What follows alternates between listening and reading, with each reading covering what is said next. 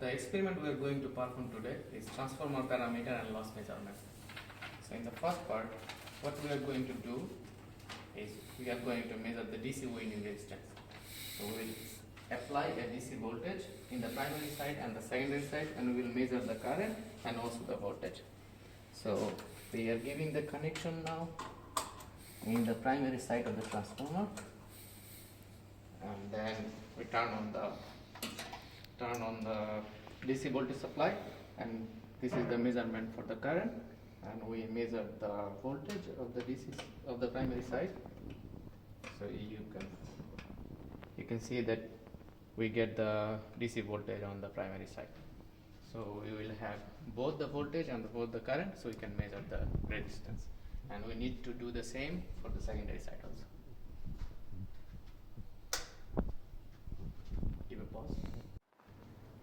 So the next part is the open circuit test, and for the open circuit test we need to connect we need to give the connections as in the figure 3. So first I explain what we need to give the connections for the figure 3. So we need the wires, and there is a single phase 0 to 250 volt supply. So this is 0 to 250 volt one phase supply. So if you want to choose the single phase supply, we need to put this switch into 1. Okay, and this one will give us the primary side, the voltage and the current. And this is our transformer, this is our primary side, and this will be our secondary side. So to make the connection for the figure 3, we need a wattmeter and the voltmeter and an ammeter. So there are emitters here which will give us the 5 ampere ammeter, and this will be our wattmeter. So, and the purpose of this test is to measure the core loss parameters. So we will calculate the RC and the XM. So first we will use these wires, the red wires, to keep the connections from the phase to one of the ammeter. So we will use a 5 ampere ammeter, and from the another side of the ammeter we will give the connections to the wattmeter, and from the other side of the wattmeter it will go to the primary side of the transformer, and from the neutral of the transformer, the secondary side, will go to the neutral, the phase.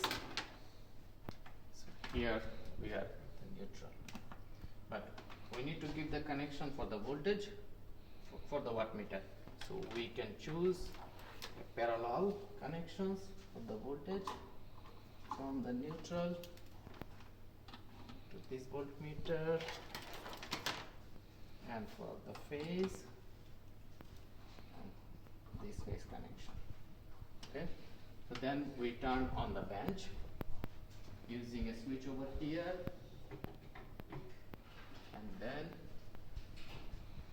we turn on the bench supply, and we switch to the single phase supply. Okay, we still need to measure the secondary side voltage of the transformer. So we miss one connection. This is our secondary side of the transformer. So we go to the voltmeter. Okay, it's the same color.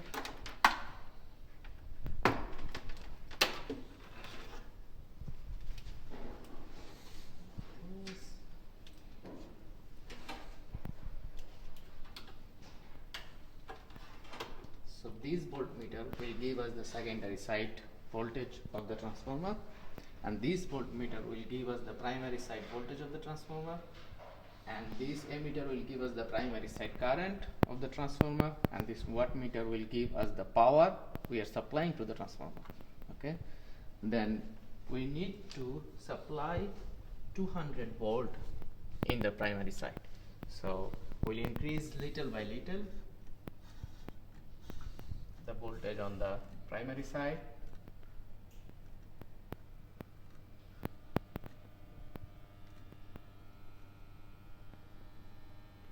So we apply 220 volt in the primary side, So we have to put this 220 volt, and the secondary side voltage we will get from here, which is around little bit more than the 50 volt. And we need the primary side current, and this will be given by this ammeter, which is around 1.5 ampere or 1.1 ampere. And the power will be given by this wattmeter, which is 0.15 kilowatt around.